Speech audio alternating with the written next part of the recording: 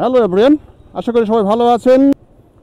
আবারও সকলকে আমার এই পথের প্যাচালিতে স্বাগতম জানাই।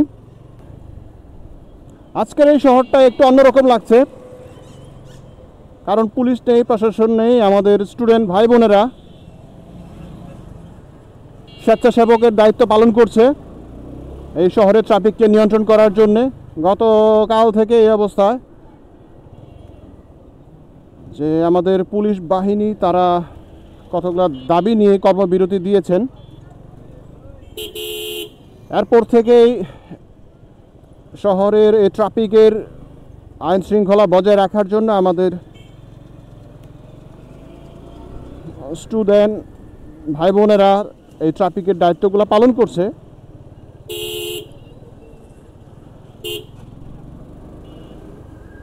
জানি না শহরে ট্রাফিকের চাপটা কম নাকি স্টুডেন্টদের এই দায়িত্ব পালন করার কারণেই মানে এই অগোছালো বা অনিয়ন্ত্রিত ট্রাফিক ব্যবস্থায়, বিশেষ করে ময়মনসিংহ শহরের মানে ধীর গতির খ্যাত সম্পন্ন শহরটা আজকে যথেষ্ট এই ট্রাফিক ব্যবস্থা যথেষ্ট ভালো তুলনামূলক। মানে একটু অন্যরকম লাগছে শহরটায়, আসলে মানে বোঝাতে পারছি না।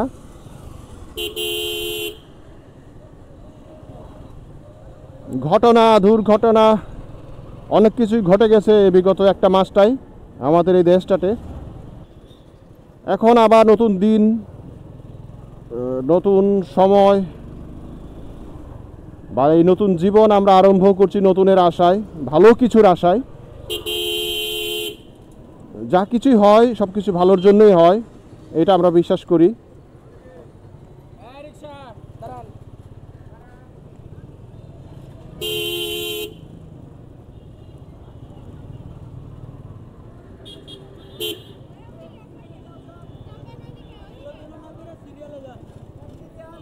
খুব ভালো বুঝলি। মানে আজকে আমার একটা কবিতার লাইন বারবার মনে পড়ছে যে তোমার ছেলে উঠলে মাগো রাত পোহাবেই তবে। মানে এটা না বুঝে একটা সময় পড়ছি এই কবিতা, একটা সময় না বুঝে অনেক মুখস্থ করেছি, কিন্তু আজকে এটার বাস্তবায়ন দেখতে পাচ্ছি যে আসলে আমাদের সন্তানেরা জেগেছে। আমরা যেভাবেই দেখি, আমরা যে পলিটিক্যাল আইডিওলজিকে বিশ্বাস করি, কিন্তু একটা চেঞ্জ এসেছে, এটা সবাইকেই মানতে হবে, বিশ্বাস করতে হবে, এবং এই চেঞ্জটাকে আমাদের ধরে রাখতে হবে।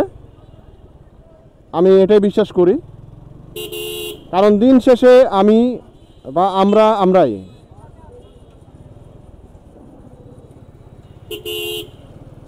আমরা যারা সাধারণ মানুষ, আমরা সব সময় একটা জিনিস চাই, সেটা হলো সমাজে শান্তি, শৃঙ্খলা, সমৃদ্ধি।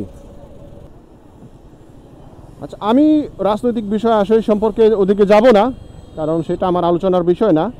আজকের পথের প্যাচালের বিষয়টা হলো যে একটু অন্যরকম ময়মনসিংহ, একটু অন্য অনুভূতির আমাদের এই শহরটা। আর কয়েকটা বিষয় আজকে মানে কয়েকটা উদ্দেশ্যে আজকে আমি বেরিয়েছিলাম। মূলত সেটার একটা উদ্দেশ্য ছিল যে মানে কিছু টাকা উত্তোলন করা বুথ থেকে, আর যেটা সম্ভব হলো না। মোটামুটি ময়মনসিংহ শহরের সব বুথে চষে বেড়াচ্ছি এখন পর্যন্ত, যেটা কোথাও পাচ্ছি না। যারা এই বুথে দায়িত্বরত আছেন তারা বলতেছেন যে দেশের অবস্থা ভালো হলেই এই বুথগুলোতে টাকা দেওয়া হবে। আসলে আমাদের বিগত সরকার প্রধান পদত্যাগ করার পর থেকেই জনগণের আনন্দ, উচ্ছ্বাস, উল্লাসের পাশাপাশি কিছু সুবিধাবাদী মহল মানে বিভিন্ন জায়গায় লুট টরা চালাচ্ছে, যে কারণে আসলে বুথে এই টাকাগুলো রাখার সাহস কেউ পাচ্ছে না। যদি এগুলোতে এই ছিনতাই হয়, চুরি হয়।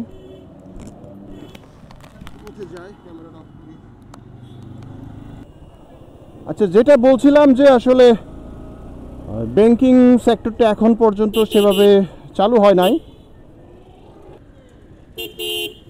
আমি কতগুলো এটিএম বুথ ঘুরলাম, কিন্তু আসলে টাকা পেলাম না।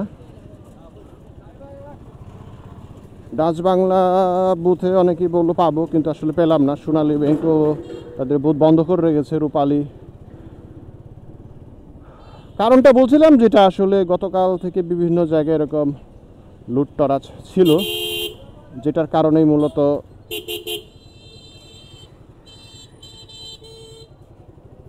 আর আমার কার্ডটা হলো স্ট্যান্ডার্ড চার্টার্ডের। আচ্ছা, যা হোক, আর বেশি আমার এই ভিডিও দীর্ঘায়ু করব না, এখানে শেষ করব। সবাই ভালো থাকবেন, সুস্থ থাকবেন, নিরাপদে থাকবেন।